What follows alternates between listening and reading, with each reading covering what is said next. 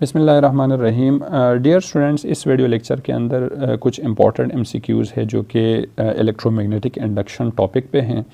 तो question number 1 यहाँ पर गिवन है, बता रहे कि हमारे पास 2 identical coaxial circular loops carrying a current I, each circulating in the same direction. Current same direction में क्या हो रहे, सर्कुलेट हो रहे।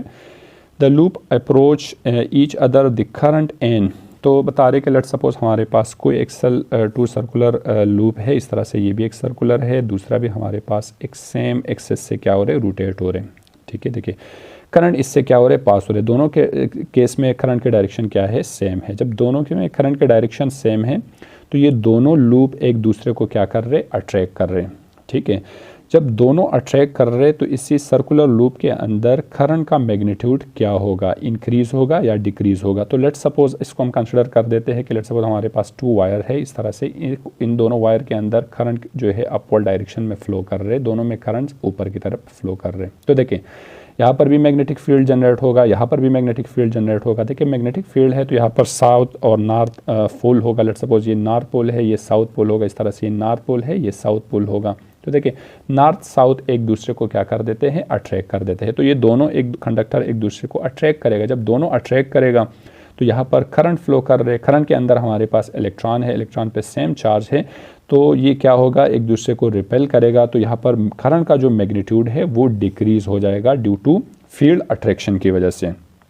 क्वेश्चन नंबर 2 के अंदर बता रहे कि a current carrying wire is placed below a coil in its plane if the current increase. बता रहे कि अ करंट कैरिंग वायर है, इस तरह से एक वायर है, इससे करंट पास हो रहे और is placed below a coil, और इसी वायर को एक कॉइल के नीचे रखा हुआ है। ठीक है, इफ द करंट इंक्रीज, अब अगर इसी वायर के अंदर मैग्नीट्यूड ऑफ करंट क्या हो रहे, यहाँ इंक्रीज हो रहे, तो फिर no current will be induced in the coil and anti clockwise current and clockwise current will be induced in the coil, या the current produce in the coil will be first anti clockwise and then clockwise. तो अब यहाँ पर हमने direction बताने। तो देखिए हमें मालूम है कि जब भी एक स्ट्रेट वायर से करंट पास हो जाते हैं तो इसके सराउंडिंग में जो है मैग्नेटिक फील्ड जनरेट हो जाते हैं। और अब इसके करीब एक कॉइल है तो वो मैग्नेटिक फील्ड क्या करेगा, यहाँ पर ईएमएफ इंड्यूस्ड करेगा और उसी ईएमएफ से यहाँ पर करंट इंड्यूस्ड हो जाएगा और उसी करंट का डायरेक्शन हमारे पास क्या होगा, डायरेक्शन जो है हमारे पास यहाँ पर इसी तरह से, यानी करंट अगर इस डायरेक्शन में जा रहे तो करंट का यहाँ जो इंड्यूस्ड करंट है इसका डायरेक्शन हमारे पास क्लॉकवाइज होगा। तो यहाँ पर ऑप्शन है a clockwise current will be induced in the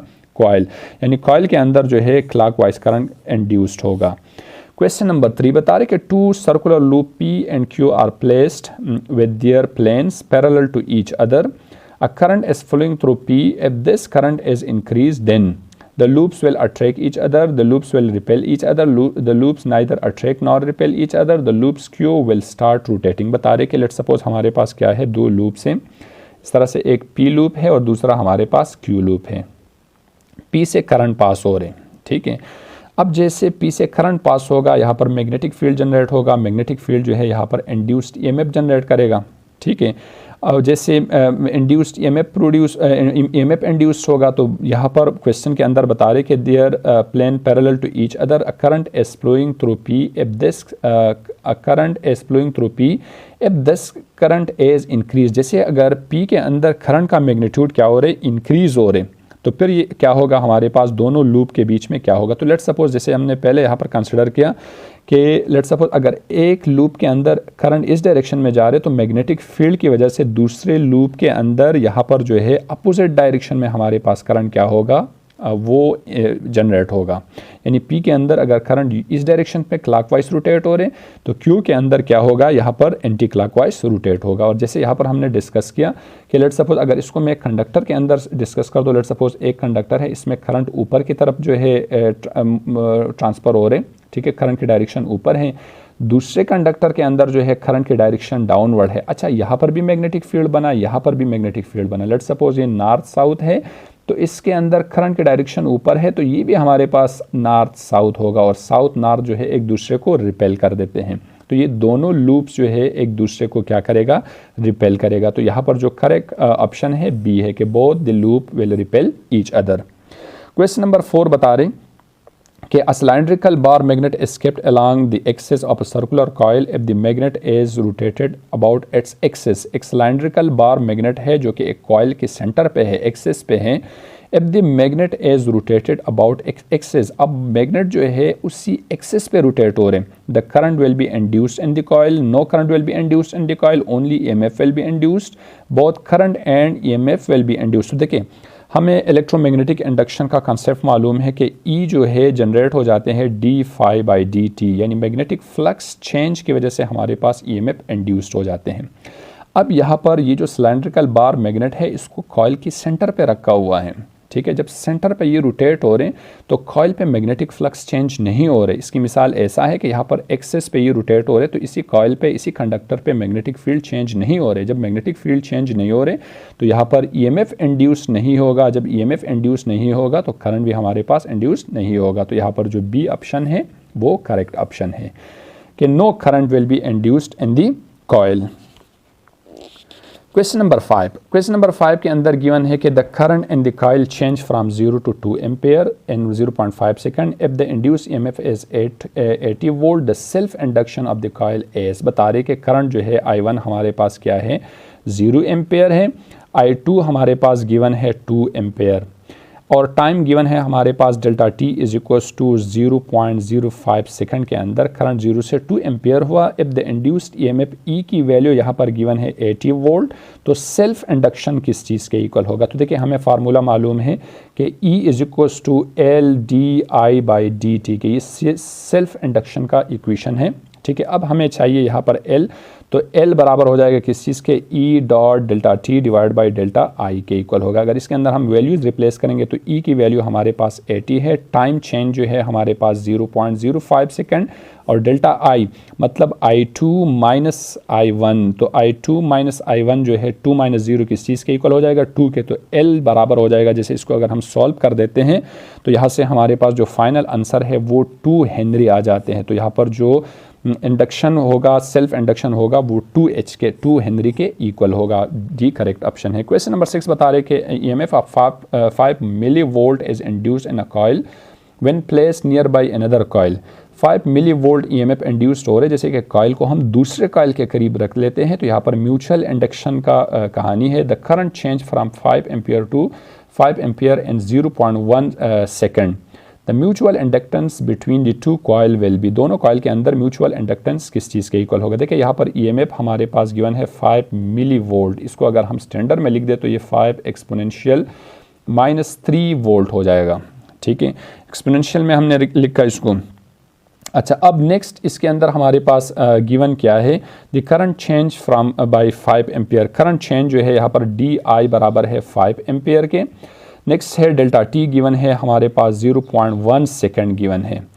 आगे हमसे क्या पूछ रहे हैं, the mutual inductance between the two coil will B, तो एम किस चीज़ के इक्वल होगा। अब हमें फार्मूला मालूम है कि जिस तरह से सेल्फ इंडक्शन का फार्मूला है इस तरह से म्यूचुअल इंडक्शन का भी है कि M D I divide by D T. तो इट्स मीन एम बराबर हो जाएगा किस चीज़ के E D T divide by D I के।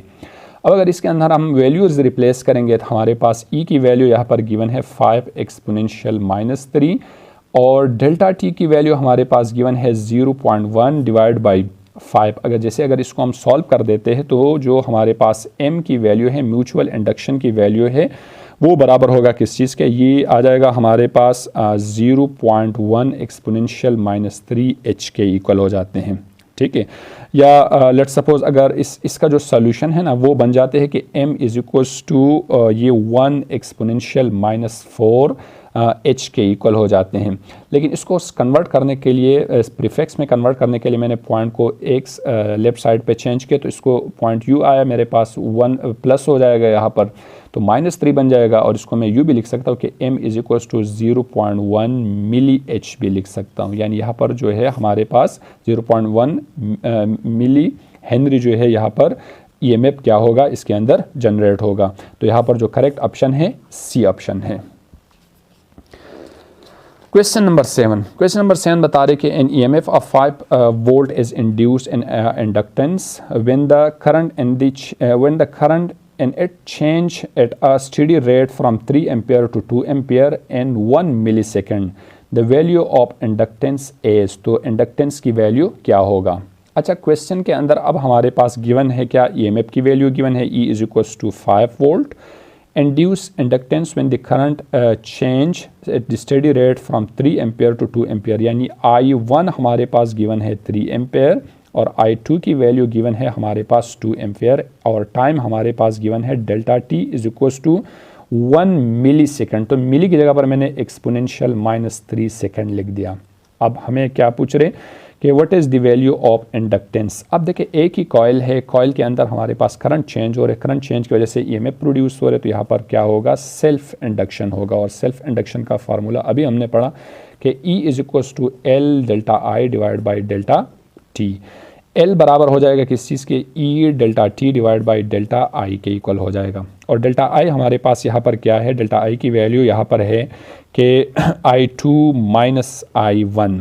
तो देखिए I2 2 - 3 बराबर हो जाएगा किस चीज़ के, -1 के इक्वल हो जाएगा। तो L = E की वैल्यू है 5 मल्टीप्लाई बाई 1 एक्सपोनेंशियल -3 और डिवाइड बाई -1। लेकिन देखिए यहाँ पर माइनस आया है, ऑप्शन के अंदर हमारे पास माइनस गिवन नहीं है। तो देखिए हमें मालूम है कि फ़ैराडे लॉ के अंदर जैसे जो मॉडिफिकेशन है लेंज लॉ की कॉन्सेप्ट से, वहाँ पर माइनस साइन रिप्लेस कर देते हैं। तो इसी माइनस को ख़त्म करने के लिए हम वही लेंज लॉ वाला कॉन्सेप्ट यूज़ करेंगे। यानी यहाँ पर हमने माइनस पहले से रिप्लेस कर दिया, क्योंकि लेंज लॉ जो है क्या बता देते हैं कि यहाँ पर जो ईएमएफ इंड्यूस्ड हो रहे हैं ये ऑलवेज अपोजिशन कर देते हैं अपनी काज से, ठीक है। तो माइनस मैंने यहाँ पर भी रिप्लेस किया, माइनस माइनस प्लस हो जाएगा। और जैसे अगर इसको मैं सॉल्व करूँगा तो इसका जो सोल्यूशन है वो मेरे पास आ जाएगा 5 एक्सपोनेंशियल -3h आ जाएगा। It's mean L = 5 milli H आ जाएगा। तो यहाँ पर हमारे पास जो सेल्फ इंडक्शन यहाँ पर हुआ वो 5 मिली हेनरी के इक्वल है। तो यहाँ पर जो करेक्ट ऑप्शन है वो है हमारे पास A option. Question number 8, question number 8 अब गिवन है, बता रहे कि क्वेश्चन नंबर 8 के अंदर कि when the current in a coil change from 2 ampere to 4 ampere and 0.05 second, an EMF of 8 volt is induced in the coil. The coefficient of self induction of the coil is, देखिए current change from 2 ampere, यानी I1 हमारे पास बराबर है किस चीज़ के, 2 ampere, और I2 बराबर है 4 एम्पेयर के, डेल्टा T बराबर है किस चीज़ के, 0.05 के, और EMF की वैल्यू है 8 volt. The coefficient of self induction किसके इक्वल है। तो दोबारा हमने वही फार्मूला यूज़ करना है कि L = E dt divide by DI। देखें I क्या है, 4 - 2, तो 4 - 2 यहाँ पर प्लस में है, तो यहाँ पर माइनस लिखने की ज़रूरत नहीं है। तो L = यहाँ पर ये आ जाएगा हमारे पास 8, डेल्टा T हमारे पास 0.05, और ये 4 - 2 से 2 आ जाएगा। जैसे इसको हम सॉल्व कर देते हैं तो L का जो वैल्यू है वो हमारे पास बन जाते हैं 0.2h बन जाते हैं। तो यहाँ पर करेक्ट ऑप्शन है B। क्वेश्चन नंबर 9 बता रहे थे the mutual inductance of pair of a coils is 2h। Mutual induction M की वैल्यू है 2h if the current in the one coil change from 10 ampere to 0, यानी current जो है I1 हमारे पास 10 ampere है और I2 की वैल्यू हमारे पास 0 एम्पेयर है। एंड डेल्टा T की वैल्यू यहाँ पर गिवन है 0.1 सेकेंड, टाइम चेंज हमारे पास 1 सेकेंड है। The EMF induce in the coil is, तो EMF किस चीज़ के इक्वल होगा। देखिए म्यूचुअल इंडक्शन का कॉन्सेप्ट है, हमें मालूम है कि E = MDI divide by dt। तो देखिए सबसे पहले DI क्या होगा, हमारे पास I2 - I1 होगा। तो I2 - I1 इट्स मीन 0 - 10 से क्या आ जाएगा, -10, या माइनस आ रहे, ऑप्शन में हमारे पास माइनस नहीं है। तो फिर हम जो लेंज लॉ का कॉन्सेप्ट है वो हम यूज़ करेंगे कि यहाँ पर क्या है, शुरू में हमारे पास माइनस साइन है। तो जैसे अगर इसके अंदर अब मैं वैल्यूज़ रिप्लेस करूँगा तो E = -M2, और करंट हमारे पास है -10, और टाइम है हमारे पास 0.1, तो माइनस माइनस प्लस हो जाएगा। जैसे इसको हम सॉल्व कर देते हैं तो इसका जो सोल्यूशन है वो हमारे पास बन जाते हैं 200 वोल्ट बन जाते हैं। तो देखिए ये 220 हो जाएगा, 10 2 से मल्टीप्लाई 20 हो जाएगा, और जैसे यहाँ से पॉइंट ख़त्म करने के लिए ऊपर एक 0 आ जाएगा तो 200 वोल्ट आ जाएगा। तो यहाँ पर करेक्ट ऑप्शन D है। क्वेश्चन नंबर 10 बता रहे कि the self inductance of a coil is 5h if the current of 1 ampere change to 2 ampere within 5 seconds through the coil, the value of induced EMF will be। Self induction जो है हमारे पास है L = 5h, current जो है change हो रहे I1 1 ampere और से 2 एम्पेयर में चेंज हो रहे, और इन दोनों का चेंज फिर हमारे पास डेल्टा I बराबर होगा किस चीज़ के, डेल्टा I = 1 एम्पेयर के इक्वल हो जाएगा। टाइम डेल्टा टी हमारे पास बराबर है किस चीज़ के, 5 सेकंड के इक्वल है। तो ईएमएफ किस चीज़ के इक्वल होगा, और हमें मालूम है कि E is equal to L D I divide by delta T. तो L जो है बराबर है यहाँ पर 5 मल्टीप्लाई बाई 1 डिवाइड बाई 5। तो ये दोनों कैंसिल हो जाएगा, is equal to E is equal to 1 volt आ जाएगा। तो करेक्ट ऑप्शन सी है। क्वेश्चन नंबर 11 गिवन है। क्वेश्चन नंबर 11 के अंदर बता रहा है कि when a direct current I is pass through an inductance L the energy store is. तो देखिए इंडक्टर के अंदर जो एनर्जी स्टोर हो जाती है ना, इसका इक्वेशन है कि E इज इक्वल टू 1 और 2 LI स्क्वायर। तो यहाँ पर जो सी ऑप्शन है वो करेक्ट ऑप्शन है। क्वेश्चन नंबर 12 बता रहे कि the mutual inductance of a pair of a coil each of n turn. Number of turn जो है हमारे पास क्या है, वो n है। और जो इंडक्शन है वो हमारे पास म्यूचुअल इंडक्शन है, वो म्यूचुअल इंडक्शन बराबर है किस चीज़ के, वो m के इक्वल है। इसका वैल्यू m है। करंट जो है यहाँ पर करंट की वैल्यू गिवन है, current is equals to I in the coil ampere is 1, the coil is brought to 0 in t second. Time हमारे पास गिवन है, time is equals to t second. और the average induced EMF in the coil is. तो average induced EMF coil के अंदर किस चीज़ के इक्वल होगा, हमें मालूम है फार्मूला DI बाई dt के। अगर इसके मैं जनरल फॉर्म लिख दूं तो E is equals to MI divide by T हो जाएगा। तो यहाँ पर जो A ऑप्शन है वो करेक्ट ऑप्शन है। क्वेश्चन नंबर 13 के अंदर गिवन है, बता रहे कि if L and R denoted the inductance and resistance, if the dimension formula for L and R is. L और R के लिए डायमेंशन फार्मूला क्या होगा। तो देखिए हमें मालूम है कि E is equals to L DI divide by dt, यानी जनरली इसको मैं लिख सकता हूँ कि E is equals to LI upon T भी लिख सकता हूँ। Let's suppose this is equation 1, ये E का इक्वेशन है हमारे पास। देखिए हमने L और R का रेशो निकालना है, तो L इसमें बराबर हो जाएगा किस चीज़ के, L बराबर हो जाएगा E dot T divide by I के इक्वल हो जाएगा। लेट्स सपोज ये बना मेरे पास इक्वेशन नंबर 1। देखें, और दूसरा मेरे पास R का है, तो ओहम लॉ में क्या बता रहे कि E is equals to I R। It's mean R बराबर हो जाएगा किस चीज़ के, E अपॉन I के इक्वल हो जाएगा। This is equation 2। हमने दोनों का रेशो बताना है, L अपॉन R बताना है। तो ये आ जाएगा, देखिए L की वैल्यू है E dot T divide by I, और ये आ जाएगा हमारे पास divide by E upon I। तो ये आ जाएगा हमारे पास E dot T divide by I multiply by I upon E। तो ये I से कैंसिल हो जाएगा, E से कैंसिल हो जाएगा, ओनली T बचा। तो इसको अगर हम इस तरह से डायमेंशन में लिख लेते हैं तो M 0 है, यहाँ पर L 0 है और T हमारे पास गिवन है। तो यहाँ पर जो करेक्ट ऑप्शन है वो B ऑप्शन है। तो ये थे कुछ क्वेश्चंस इंडक्शन पे। मज़ीद क्वेश्चंस जो है नेक्स्ट लेक्चर के अंदर डिस्कस करूँगा। अल्लाह हाफ़िज़।